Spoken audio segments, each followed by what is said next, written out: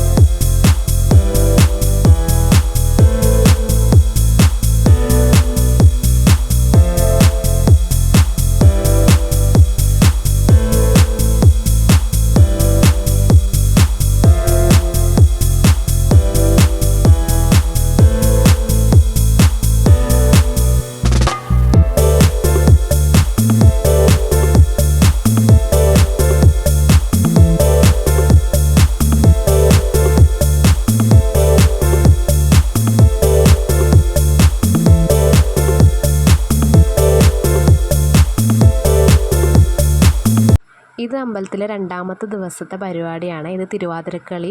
ഈ തിരുവാതിരക്കളിയിൽ ഞാനും ഉണ്ട്. റൈറ്റ് സൈഡിൽ നിൽക്കുന്നത് ഞാനാണ്. അതുപോലെ തന്നെ എൻ്റെ പേരായിട്ട് വരുന്നത് അനിയത്തിയാണ്.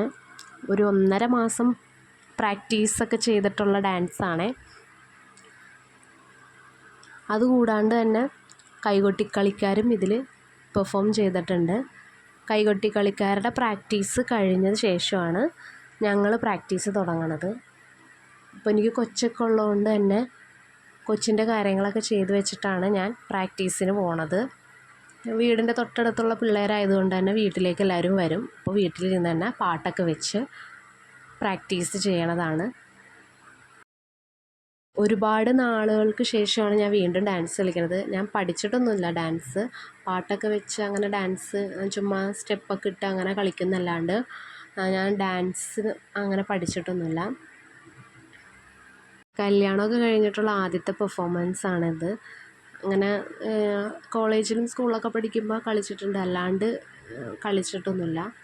അതുകൊണ്ട് തന്നെ ചേട്ടൻ ആദ്യമായിട്ടാണ്, എൻ്റെ ഹസ്ബൻഡ് ആദ്യമായിട്ടാണ് ലൈവായിട്ട് ഡാൻസ് കാണുന്നത്. അതുപോലെ തന്നെ കൊച്ചും നന്നായിട്ട് എൻജോയ് ചെയ്ത് ഡാൻസ് പ്രാക്ടീസിന് പോകുമ്പോൾ കൊച്ച് ഉണ്ടാവാറുണ്ട്. അപ്പോൾ കളിക്കുമ്പോഴേക്കും അവൻ ആ തിരുവാതിരയുടെ ആ സോങ്ങൊക്കെ ഇടുമ്പോൾ ഭയങ്കര ഇഷ്ടമാണ്. അപ്പോൾ തന്നെ മനസ്സിലാവും ആ പ്രാക്ടീസിൻ്റെ ഒരു തയ്യാറെടുപ്പിലേക്കാണ് പോണതെന്ന്. ഭയങ്കര ഇഷ്ടമാണ് ആ ആദ്യത്തെ സോങ് ഞാനിവിടെ പ്ലേ ചെയ്യുന്നില്ല. സോങ് നല്ല രസമുള്ളൊരു സോങ്ങാണ്. ആരും അങ്ങനെ എടുക്കാത്ത റെയറായിട്ടുള്ളൊരു സോങ്ങും അതുപോലെ തന്നെ ആ സോങ്ങിലെ സ്റ്റെപ്സും ഒക്കെയാണ് ഞങ്ങൾ തിരുവാതിരക്ക് വേണ്ടി ഇട്ടേക്കണത്.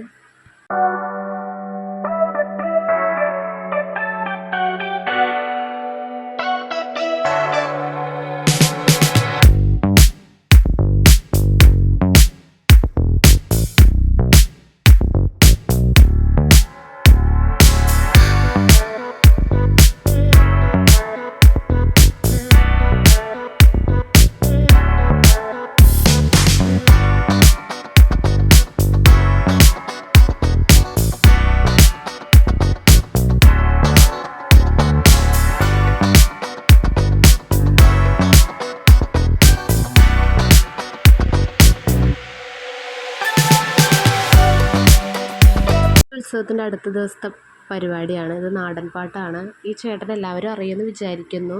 ഇത് വെടിക്കെട്ട് എന്ന് പറഞ്ഞ സിനിമയിലെ അതിൽ ആ പാട്ട് പാടി അഭിനയിച്ച ചേട്ടനാണ്. ലാസ്റ്റത്തെ കലാശക്കൊട്ടാണ്. അപ്പോൾ ചേട്ടൻ തന്നെ എല്ലാവരെയും ഇങ്ങനെ പരിചയപ്പെടുത്തിയപ്പോൾ ആ ചേട്ടൻ തന്നെയാണ് പറയണത്, ഞാൻ ഇന്ന സിനിമയിലെ ഇന്ന പാട്ട് പാടി അഭിനയിച്ച വ്യക്തിയാണെന്ന്. അപ്പോൾ ആ പാട്ട് തന്നെയാണ് ലാസ്റ്റ് പാടണതും. നല്ല രസമുണ്ടായിരുന്നു ലൈവായിട്ട് കേൾക്കാനായിട്ട്. ഇത് പകൽപ്പൂരമാണ്. പകൽപ്പൂരത്തിന് ഞാൻ താലം എടുത്തിട്ടുണ്ട്. ഞാനും അമ്മയും ചിറ്റയുടെ മക്കളൊക്കെ കൂടി താലം എടുത്തിട്ടുണ്ട്. അപ്പോൾ താലം എടുക്കണത് അവിടെ സൈഡിൽ നിന്ന് അനിയത്തിമാർ വീഡിയോ എടുക്കുകയാണ്. താലം എടുത്ത് കുറച്ച് നേരം അവിടെ നിർത്തുമല്ലോ. അപ്പോൾ 2-3 ഫോട്ടോസൊക്കെ ഞങ്ങൾ എടുത്തായിരുന്നു. അപ്പോൾ ആ കൂട്ടത്തിൽ വീഡിയോസ് എടുത്തപ്പോൾ അതിങ്ങോട്ട് പോസ്റ്റ് ചെയ്തതാണ്. അപ്പോൾ ഇത്രയേ ഉള്ളൂ. ഞങ്ങളുടെ വീഡിയോ ഇഷ്ടമായെങ്കിൽ ലൈക്ക് ചെയ്യുക, ഷെയർ ചെയ്യുക, ഒന്ന് സബ്സ്ക്രൈബ് കൂടി ചെയ്യണേ.